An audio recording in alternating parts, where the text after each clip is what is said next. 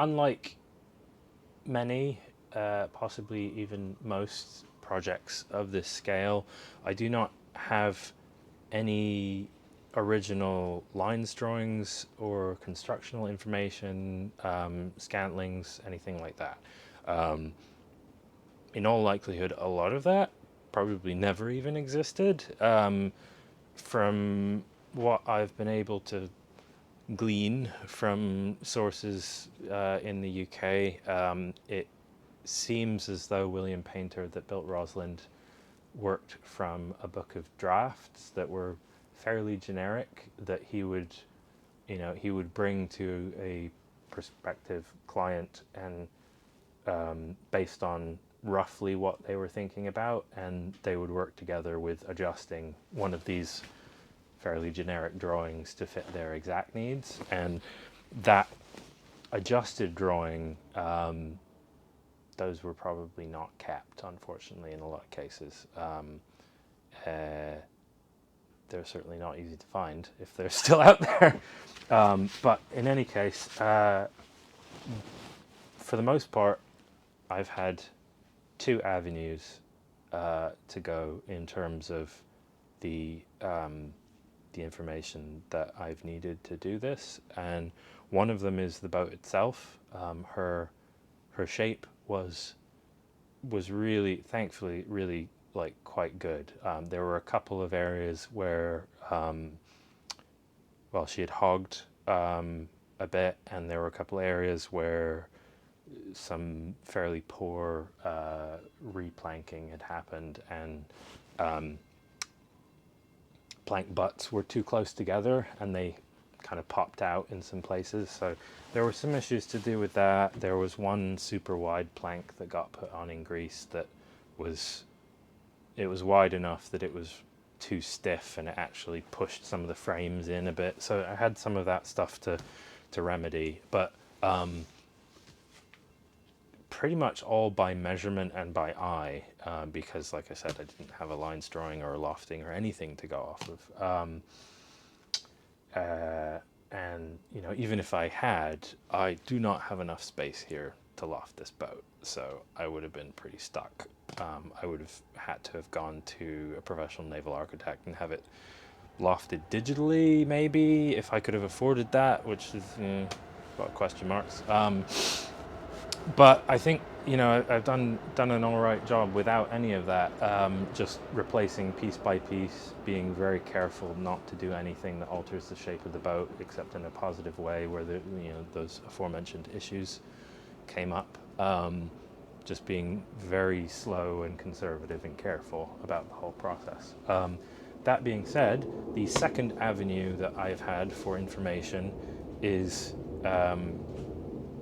both the written record and the actual boats that survive in the UK. So with the written record, it's pretty much all based on the work of a man named Philip Oake, who was commissioned by the Society for Nautical Research in the mid to late 1930s to do as comprehensive a survey of vernacular vessels of the British Isles as he could, with the constraints of their grant funding and the time that he had, and all that sort of thing. He produced lots of drafts, both from measuring actual boats that still existed at that point, redrawing drawings that had been done by actual shipwrights, and probably some other sources. But in any case, all of these books, which these are the books that actually have useful information for this project, they all have work by Philip Oake in them. They have these two, well, actually these three have some others as well, but primarily the work of Philip Oake. And yeah, the best one probably overall is Sailing Drifters by Edgar March. Though honestly, all of Edgar March's works are really good and really useful. But this specifically deals with smaller scale fishing boats of the mackerel, pilchard, and herring fisheries, I think, for the most part. There's some crabbers and things in there too, but yeah, so what I have to go on, basically, is this. This is the boat Martha, which was built by William Paynter in 1870, though, so this is one of his earlier boats. No constructional information, just a lines drawing detailing the shape of the hull, and even that's a little bit tricky because of this compact notation where the two ends of the boat are kind of squished together, which allows you to loft it in a smaller space, but it's difficult to get your head around if you're not used to it, and I'm somewhat used to it, and it's still difficult for me to get my head around it. A little bit of constructional information about Barnabas, which is actually one of the two St Ives luggers that still exists. More on that later.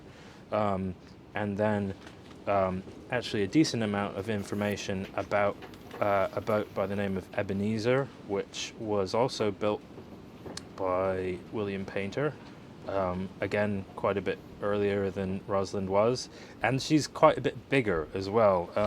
She's like, yeah, she's nearly 50 feet overall. So some of the things about her in terms of shape and construction are not directly applicable because of that. But between this construction information, the lines drawings, and the sail plan, a lot of potentially useful information. This has been my initial basis for coming up with a sail plan for Rosalind, and more on that in a bit. So yeah, these are the drafts in Edgar March, but there's also all kinds of really good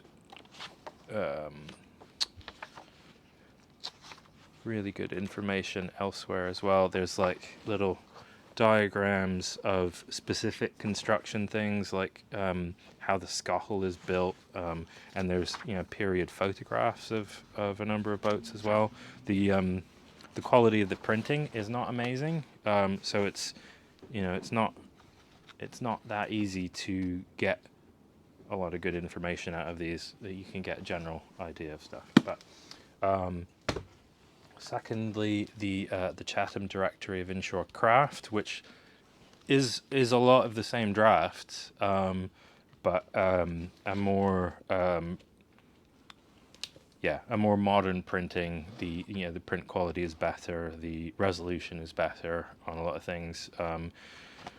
Not as many drafts as in March, and kind of a different selection. We have the lines of this boat here, which was built by my William Paynter's father, and this was surveyed during the Washington Report of 1849, which was a follow-up after the 1848 disaster in Moray Firth, there was a gale, it came in, wrecked lots of fishing boats in Moray Firth. Fishing boats of this class at that time were not decked, so they were easily swamped. The Washington Report was part of a general inquiry as to how this happened and how we could prevent it in future. After that, more of these boats started to be decked, have higher bulwarks, have better safety standards overall. Some harbor designs changed with different breakwaters and things. So that's not helpful to me, but interesting, an interesting connection. And this is actually the same draft by Oak of Ebenezer, but reproduced better, with a better resolution. So I could actually make out more of the sail plan, more of the constructional information, and then this down here is actually a pilchard driver named Gadrivi, which there is actually a boat today that was built in the 90s based off of these lines called Dolly Pentreath. This is a slightly smaller class of boat, but you know, a little bit of constructional information, which is potentially helpful. Um, yeah, so it's it's really been a lot of like taking measurements off of this boat, making drawings, doing overlays on the computer to see what's different and what is the same, and trying to make sense of all that to come up with what is appropriate for this boat out of all this information. Yeah, so this book has probably been the most useful overall, but we also have Boats and Boat Building in West Cornwall, A.S. Oliver, which again it has a number of the same drafts, and but it does has some some other funky drawings, more about the history of the West Cornish fishery and some of the like, you know, these drawings about the idiosyncrasies of rigging a lugger. This one's my favorite. I don't need one. This is a very antiquated thing, but it's a Timmy Noggy. Yeah, which briefly they back. I think this is like 18th century, early 19th. The canvas that they had to make sails out of and the cordage that they had to use as bolt ropes on those sails and all that was more marginal than what they had later on. And the way that a lug sail works is that it's very, very simple. It's entirely peaked by tension on the luff of the sail, which is this part here. So you raise it and this comes into tension and then the whole thing peaks, basically. If the bolt rope along the luff here is stretchy, as they were, it's difficult for the sail to maintain the right shape. So what they did was they had this big, they had a little eye stitched into the luff of the sail to stick a big stick into, a stick called a vargord, which the inboard end of the stick was adjustable by stepping it on different steps of the Timmy-noggy, and there was a Timmy-noggy each side depending on what tack you're on. Obviously I don't need one of them, but it's nice to know about it anyway. Yeah, so I mean there's been some good information out of this one, and then you have Eric McKee, which is a completely different approach to all of this information. He derives a lot of stuff from Oak's drawings, but then from some other sources. He actually went out in the sand and the mud and surveyed some boats himself. He was big into projecting those things into these really nice projected drawings. He's my background's in photojournalism and documentary photography, so I really like this guy because he takes that approach to things. A lot of people don't like him for the same reason, but he approaches this entire task as what I would call a typology. So he's very interested in classifying things and grouping them into groups and seeing patterns throughout different traditions of construction and different types of use and all that. I really appreciate this work, and but quite apart from enjoying it academically, it contains somewhere. There it is. It contains a very detailed construction drawing of a boat named Erin, which is still around today, actually. This is not a St. Ives boat, and it's not a double-ended boat, but it has a complete table of offsets. It has a complete set of scantlings. It has just about a complete set of everything. So the things that are applicable are very, very useful. Yeah, this little drawing here that shows you how the knight heads work, which, I actually used that to figure out how to do knight heads on this.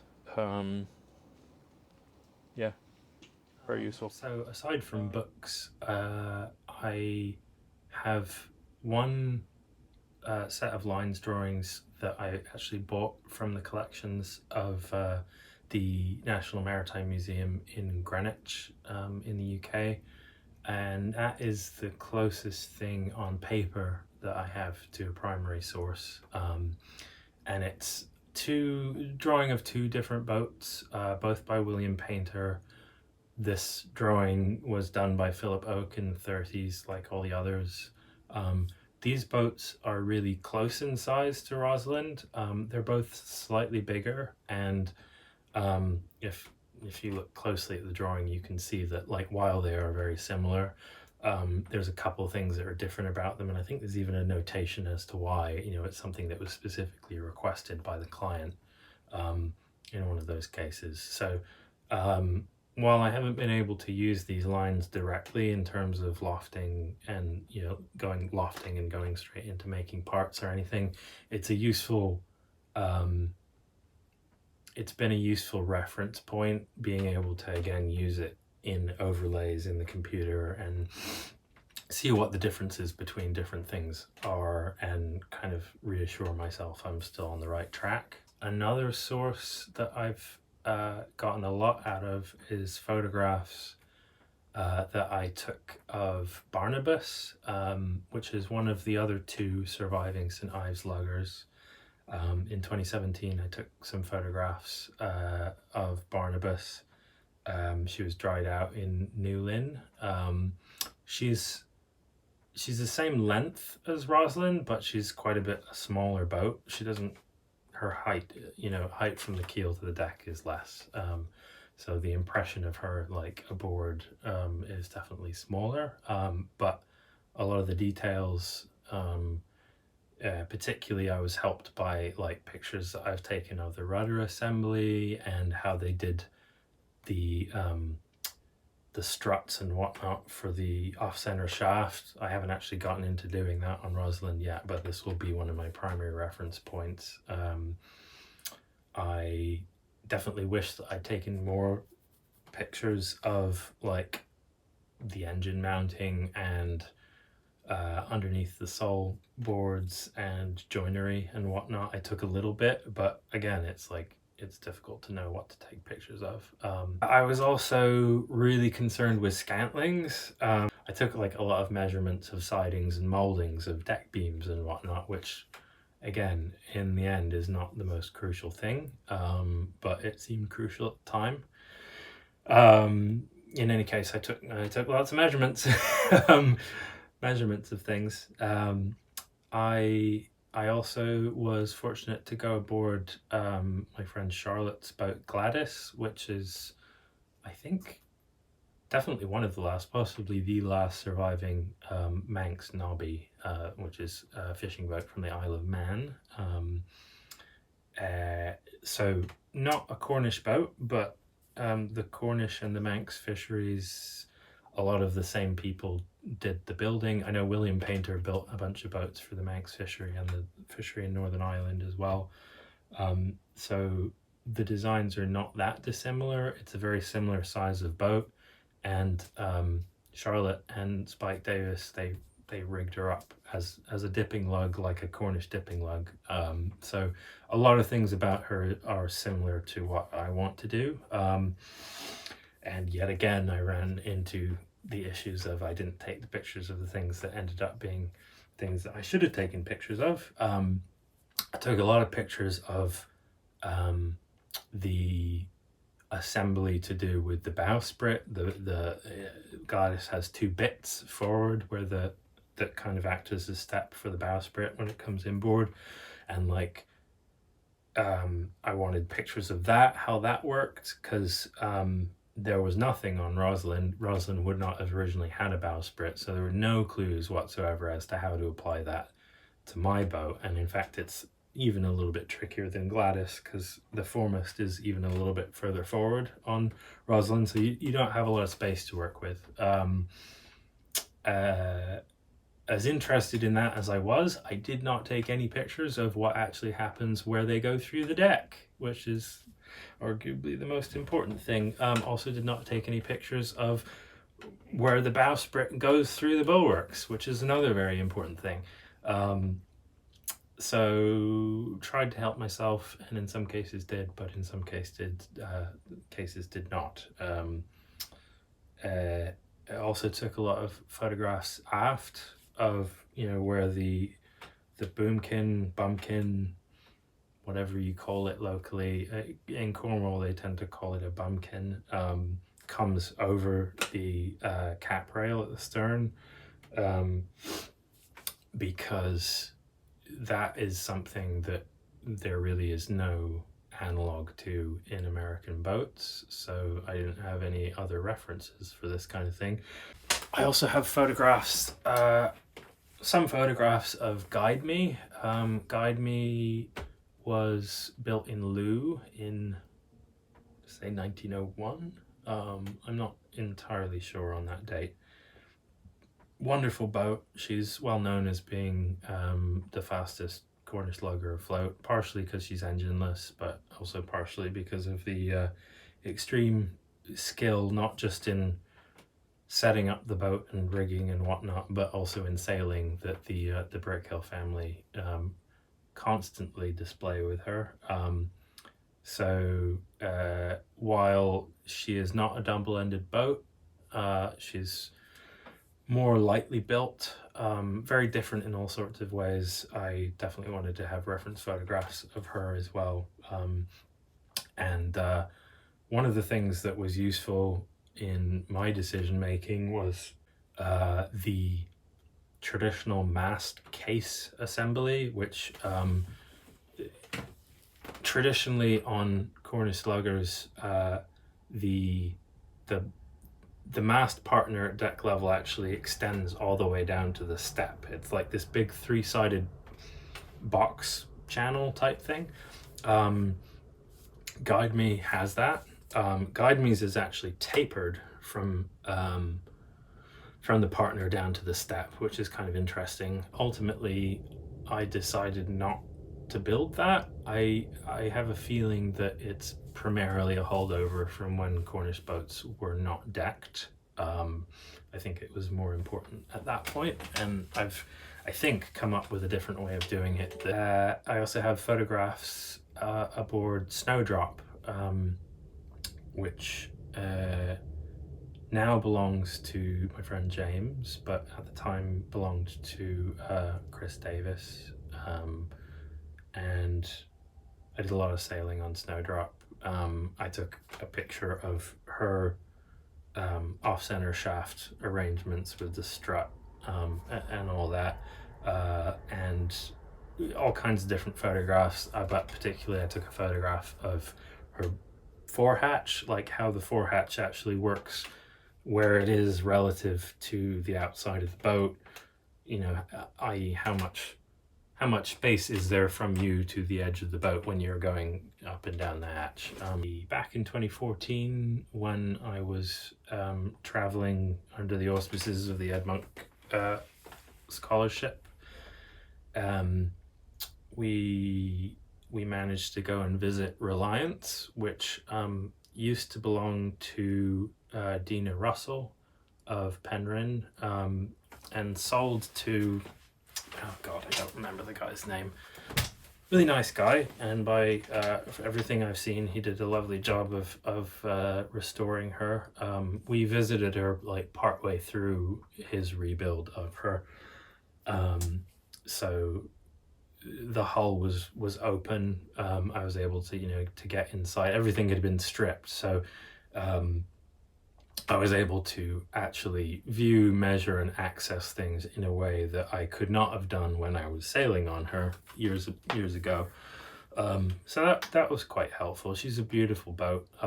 She's, I think, one of the last boats surviving that was built in Garnhaven, which is a very, very special place on the Cornish coast that my family actually used to go when I was a child. I got, I think, very, very ill on the beach in Gorenhaven from eating shells, for instance. But boats built by Dick Pill in Gorenhaven back in the day, their breadth was constrained by the fact that his yard was not on the beach. Every boat had to actually fit between two houses down a lane out to the beach. So Reliance was a very interesting boat to sail in that, like, her she didn't have a lot of initial stability because she was a bit narrower than you would typically see for a boat of that length, but under the right conditions, extremely fast. Yeah, and I also took a picture of her mast case arrangement, which figured into my decision making. Even though I ended up not deciding to do that. I also, again, I was very anxious at the time I was taking these pictures about how the whole boomkin, bumpkin, outrigger, whatever system worked, and particularly like what you do where it actually foots to the deck. I don't know why I was so fixated on this at that time, but I took pictures of every different system that every different boat has applied to that problem, and as you will see, every boat takes a different approach to it. So on Gladys, there are 2 eye bolts in the deck and a rope and a wedge. It's about as simple as it gets. It's entirely functional. There's absolutely nothing wrong with that. On Happy Return, they have a block bolted to the deck with a steel strap, and the whole socket is tapered, and then the heel of the spar itself is also tapered, so when you foot it in there it kind of jams tight, which is also effective. The system on Ripple, like a great many things on Ripple, is very overbuilt. This giant block and giant bolts and a giant strap that holds down a giant boomkin. And finally, Barnabas, quite simply, it has a block of wood with a mortise in it on the back of the house, and the spar just has a tenon on it, and it just kind of pokes in there. That also works. The moral of the story being that you can solve just about any problem in a great many different ways, and it will be functional, it will be safe, there will be nothing wrong with it. So yeah, I mean, I've gotten a huge, despite my my issues with what to focus on, for lack of a better way of putting it, I've gotten a huge amount from all these photographs that I've taken over the years, because there really is no substitute for primary source, which is being there, taking a picture, measuring something. Yeah, that is definitely the most helpful thing. But that being said, I've also been fortunate to receive some photographs from a guy by the name of John McWilliams. He's a historian in Cornwall, and whenever he finds something that he thinks might be related to Rosalind, he emails it to me, which is very, very kind of him. Thank you, John.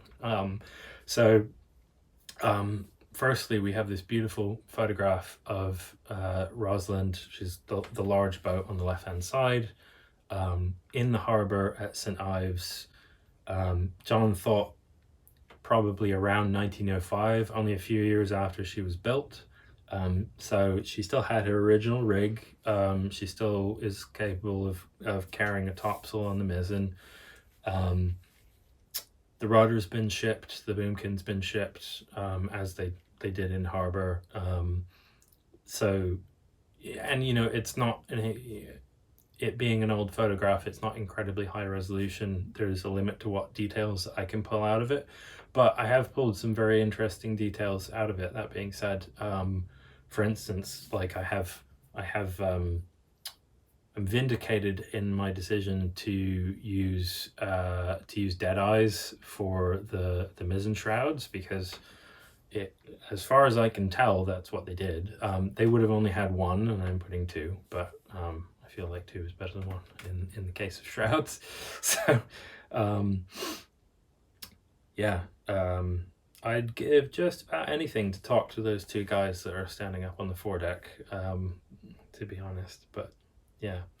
And then just recently, John also sent me this photograph. This is a much later photograph. This is in like 1920s, 1930s in all likelihood. This is after Rosalind had been sold to Mevagissey. Engines had been fitted in all these boats by this point. The rig had been cut down, but a lot of her original hull was still the same. And this photograph is particularly valuable to me in that it gives me a clear picture of what the rub strake looks like forward. Typically on St. Ives boats, the rubbing strake, well, typically on St. Ives boats, as far as the very limited information available can tell you, the rubbing strake kind of has this wide section in the midship, and then it tapers down to about half that width fore and aft, but not always. Rosalind, actually, it just tapered to that lesser width aft, and it maintained that full wide section all the way forward, which I could do it either way, but knowing that she was that way and I have the material, it's not any harder to do that. I'm going to do that. So this is great, to know these things for sure about this actual boat, not the boats in general, that kind of paint a picture of why I'm having to do all this detective work. Going to include a few photographs of the state of Rosalind when she came into my care, which, as you will see, was pretty dire. If I'd really pushed and I'd found a really clever, efficient way of removing nails, I could have saved the aft deadwoods. As it is, I've saved 2 floor timbers, and that's it. But the maximum amount I could have ever saved was those 2 floor timbers and the aft deadwoods. Yeah, she's in rough shape. I'm really fortunate that her hull shape was still intact, that was actually a valid source to go from.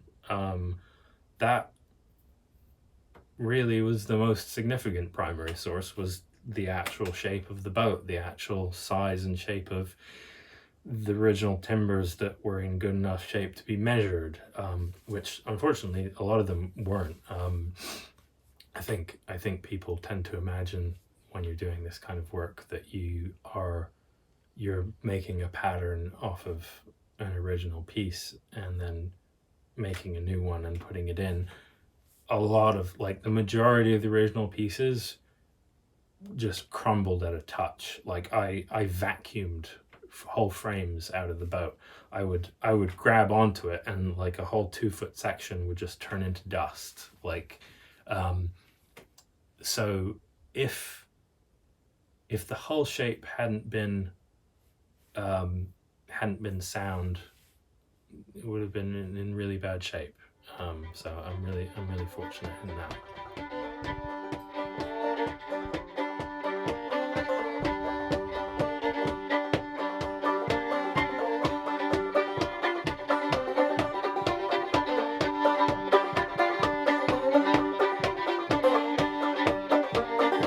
References in Edgar March and in others of the sizes that they are, but then of course different boats are different sizes. You don't necessarily know. I have something in my eye.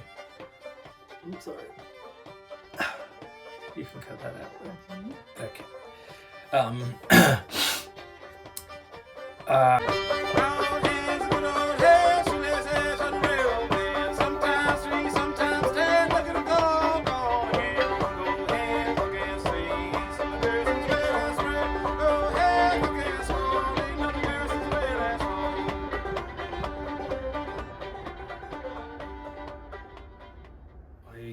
very much hope that this isn't going to become a theme of ending our videos with loss, but unfortunately a few weeks ago, a very dear old friend of mine, Paul Welch, was killed in a freak accident in Penryn. An oak tree fell on him during a gale, and he did not survive. Paul was one of a few people that were, he was one of the few people that was most instrumental in my beginning in all of this, in wooden boats, in carpentry, in sailing traditional boats. He and Harriet actually took me sailing offshore for the first time in my life. He was an incredibly brilliant man, incredibly kind, soft-spoken, and his loss is very deeply felt by me and by a great many other people. The problem at the moment is all of these ways nobody suddenly latches onto, because we're so used to latching onto things that are commercially successful. This oil thing has been using so much energy so quickly that we just don't know where to turn for happiness. Everybody thinks it'll come from more and more and more. My first wife, she died of cancer. She got ill, and it just woke me up, or woke us up, to, you know, the pointlessness of a treadmill, which is not driven by us. It's like a treadmill that's being switched on by somebody else, and you just got to keep going, haven't you? A lot of us here are trying to do it, you know, not just individually, but just sort of collectively, making a sort of forming means for a community to survive. And, you know, I'm excited about the future. We've got a little girl just born 2 weeks ago, and it's really exciting times, but I want hope for her. I think it is about freedom, and I think, you know, nature gives that to us, doesn't it? It's what we've created. All the inventions that are labour saving seem to actually shackle us. I think the steadying out of nature would be great for this planet.